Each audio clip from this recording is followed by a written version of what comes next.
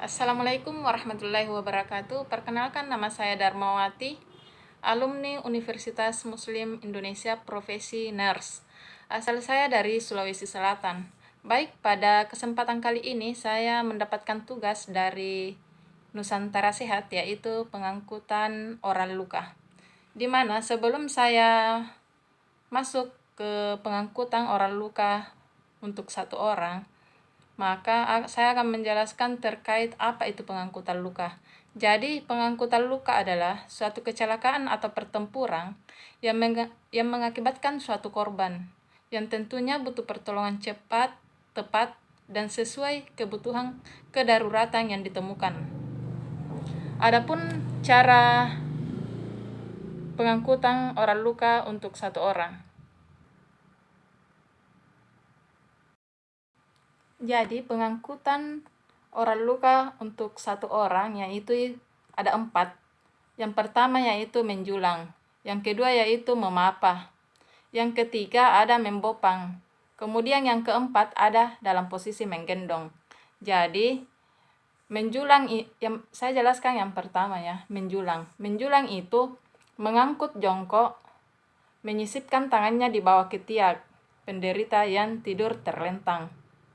Jadi, kita menyisipkan tangan di bawah ketiak penderita yang sedang terlentang.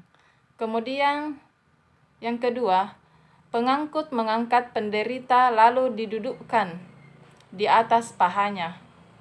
Jadi, pengangkut mengangkat penderita lalu didudukkan di atas paha.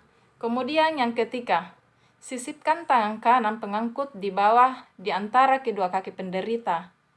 Kemudian, tangan kiri menahan tangan penderita, kemudian tangan kanan mengangkut memegang tangan penderita. Tangan kiri bertumpu ke tanah dan mulai berdiri. Jadi, sebelum kita berdiri, kita harus melakukan pertempuran agar kita tidak lebih. Jadi di sini supaya kita tidak mudah jatuh atau kita keseleo saat berdiri, kan biasa begitu. Jadi kita harus melakukan pertempuran dulu. Kemudian cara yang selanjutnya, betulkan letak penderita dan usahakan tulang kemaluan penderita terletak di pundak penolong. Jadi sebelum mengangkat, kita harus betul-betul memperhatikan dan berhati-hati cara pengangkutan. Kemudian kita mulai berjalan dengan pelan. Jadi, yang selanjutnya, memapah. Memapah itu mengangkut berdiri di samping tungkai penderita yang sakit, sedangkan tungkai penolong disandarkan pada belakang tungkai penderita. Itu metode 1. Metode 2, satu tangan penolong memegang pergelangan tangan penderita dirangkulkan melalui tengkuk yang dipegang. Kemudian tangan pengangkut yang lain merangkul pinggang penderita dari belakang. Jadi kita merangkul pinggang penderita dari belakang supaya kekuatan kita itu kuat, supaya tidak mudah jatuh. Selanjutnya, penderita disuruh berjalan ketika dia mampu berjalan. Kemudian mengikuti, tidak boleh mendahului, harus kita mendahulukan si penderita supaya lebih aman. Jadi selanjutnya itu yang ketiga, membopong. Membopong itu penderita didudukkan di atas paha penolong. Jadi penderita itu duduk di atas paha penolong, jadi harus diperhatikan betul.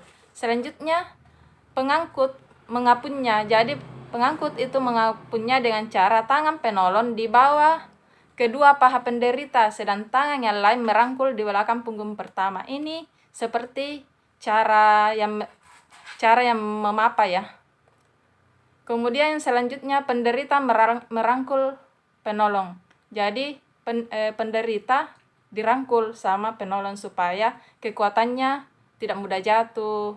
Kemudian selanjutnya itu penolong berdiri perlahan-lahan. Jadi kalau misalkan sudah dirangkul, kita harus berdiri secara perlahan-lahan supaya kita mengetahui keseimbangan antara penolong dengan penderita supaya kekuatan bisa seimbang. Kemudian yang selanjutnya, keempat itu menggendong. Jadi menggendong ini seperti cara biasa menggendong, asalkan ketika kita menggendong kita sadar betul bahwa si penderita tidak mengalami patah tulang atau tidak mengalami cedera saat kita menggendongnya seperti biasa. Jadi di sini pengangkutan luka pada satu orang, kita harus betul-betul memahami berat badan penderita dengan berat badan si penolong supaya kita seimbang. Jangan sampai berat badan penderita lebih berat dibanding dengan berat badan penolong. Maka kemungkinan seperti itu jika terjadi akan mengakibatkan cedera kepada penolong. Jadi seperti itu. Baik, itulah video yang sempat saya berikan. Terima kasih atas kesempatannya. Assalamualaikum warahmatullahi wabarakatuh.